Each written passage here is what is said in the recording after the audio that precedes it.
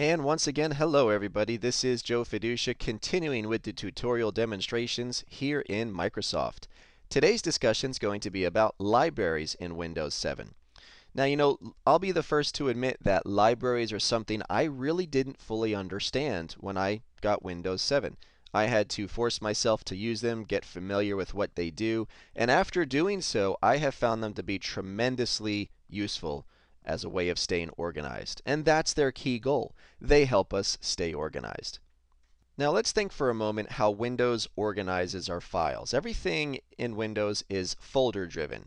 If I'm looking for a file, typically I'll have to drill into a folder to get to it. I might open up this program files folder, then I might have to open up another subfolder, then I might have to open up another subfolder, and eventually find the file I'm looking for. Now, Windows has been great bringing in new features such as the Windows search function, but sometimes we'll continue doing this drill down process when we're looking for a specific file. And the thing about how our folders are organized, we might have folders on our C drive, we might have folders on a shared drive, and we've got folders all over the place. This library tool simply allows us to collect a whole bunch of different folders, which might be under all of these different directories, and place them into one single category. Let's give them a try. Now, anytime you open up your My Computer icon in Windows, you will see this Libraries option towards the left-hand side. And by default, you will have 4 things to choose from: Documents, Music, Pictures, and Videos. You may already be using these. You may already be going here to access some of the files that you saved to your computer. But the goal for today is to create some new ones. So let's go ahead and do that right away. What I'd like to do first is create a library for some of my pending customers. So I'm going to right-click on the word Libraries, go down to where it says New, and choose Library. After doing so, I'm then going to give this a name, and I'll call this Pending Customers. I'm going to repeat that again. I'm going to go ahead and right-click on the word Libraries, go down to where it says New, and once again create a new library, which I will call Current Customers. And now I have 2 new libraries that are empty. They don't have anything yet, but I'm starting to create my categories to which I will then store the folders in Windows. Now, there's no system limit to how many libraries you can create. Add as many libraries as you'd like to help yourself stay organized. Once the libraries are created, they will be empty, and they're now waiting for us to place folders into them. Now remember, these folders can be anywhere. For the purposes of today, I'm going to stay on my C drive, but they could be a folder that's on a network drive, on an external drive. Any folder, anywhere in Windows, can be added to a library. The way you add a folder to a library is you first navigate to it. So maybe, for instance, I'm going to drill into this Program Files folder, and then I'm going to drill into Microsoft Office here, and then I'm going to drill into Office 14. And I have this 1033 folder in there that I commonly go to, and that folder represents files I have for pending customers. What I'm going to do is select that folder and look right above it for a menu that says Include in Library.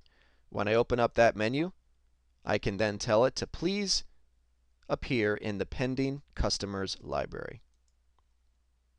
Now I'm going to go ahead and add a few more folders to that library. So I'm going to return to my C drive.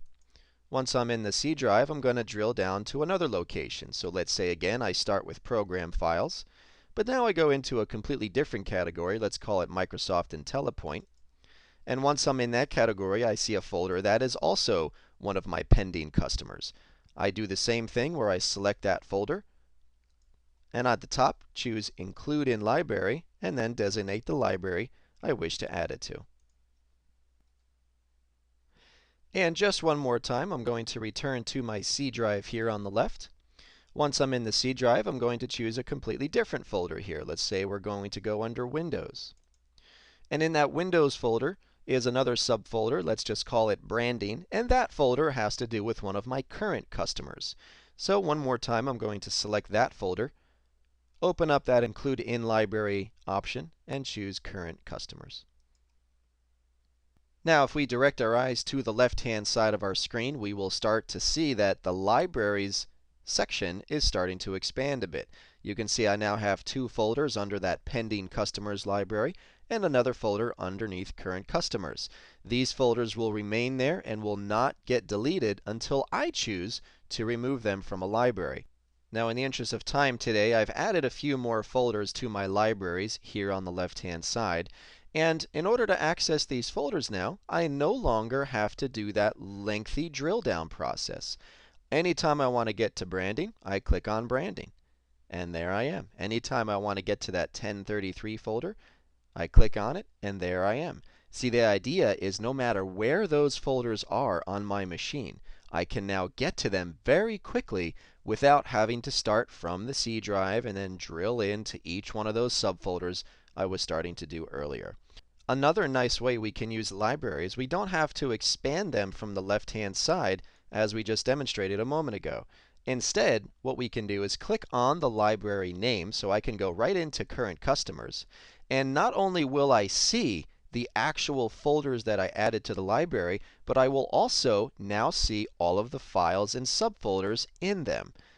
If I choose to, I can collapse each one of these folders using those same little arrows to the left of each folder name.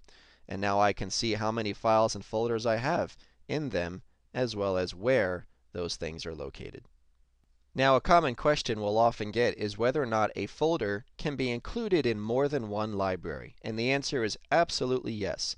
If, for example, I go back into my C drive and start doing that same drill down process where I find my desired folder, and let's say today it's Office 2012, I can repeat what I did before, where we go up to Include in Library, and we say I'd like to see it in my current customers library.